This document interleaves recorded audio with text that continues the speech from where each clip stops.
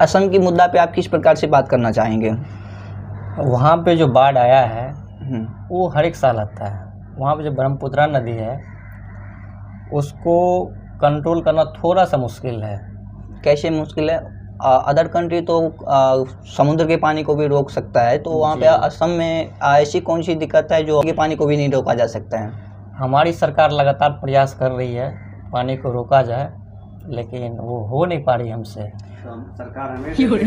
चुनाव से पहले तो आप लोग बहुत ज़्यादा लोगों से वादा करते हैं और चुनाव के बाद आप लोग पता चलता है कि वहाँ पे देखने के लिए भी नहीं जाते, तो इस मुद्दा पे आप क्या बात करना चाहेंगे? इस मुद्दा पे तो हम उतना कुछ बोल लेंगे नहीं, क्योंकि हमारे जो ऊपर बैठे हुए हैं उसके अनुसार ही हम लोग यहाँ पे कुछ बोलते हैं। तो क्या लगता है आपकी सरकार बेकार है, उस चीज़ में काम करने के योग्य नहीं है, तो क्यों नहीं आप उस सरकार को हटाने की कोशिश करते हैं? नहीं, हम लोग अपना इस्तीफा नहीं दे सकते हैं। क्यों? चाहे लोग मरे, जानवर मरे, चाहे पूरा असम खत्म हो जाए, लेकिन हमारी सरकार रहनी चाहिए। तो ये तो लोकतंत्र की हानि है ना? बाद में ठीक है, पहले सरकार जरूरी है। जब 1991 में ये आर्थिक स्थिति आया था तो उस समय सरकार चाह रही थी, जो आरबीआई गवर्नर तो वो चाह रहा था कि मतलब इलेक्शन में कम खर्चा हो, लेकिन वही सरकार चाह रही थी कि मेरी सरकार बने। जब उस समय वो लोग नहीं सोचा तो फिर अभी कैसे सोचे?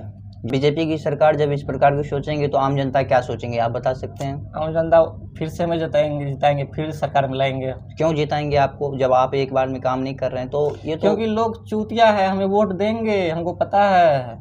उसको फिर से हम 10,000 बंटवाएंगे, फिर हमको देगा वो वोट। तो कहने का मतलब आपका ये हो गया कि आपका जितना भी सपोर्ट कर रहा है सब आम जनता सपोर्ट कर रहे हैं, तो आप उन्हीं की बदौलत इतना बेकार काम कर रहे हैं। अगर जनता चूतिया नहीं रहती तो ये लोग, मनोज तिवारी हो गया, रवि किशन हो गया, कंगना रनौत हो गया, ये लोग कैसे सांसद बना देते हैं? अगर लोग इतना समझदार होते तो अच्छा लोग को वोट देते हैं। हाँ, मुझे भी ये पता चलता है कि अभी एक विधानसभा, बांकीपुर विधानसभा में पता चलता है कि एक जन स्वराज की टीम को हराने के लिए वहाँ पे कई बीजेपी की सरकार उतर चुकी है, जो नाच गाना पे उतर चुके हैं, वहाँ पे गाना बजाना पे उतर चुके हैं। तो वहाँ पे उस मुद्दे पे आप क्या बात करना चाहेंगे?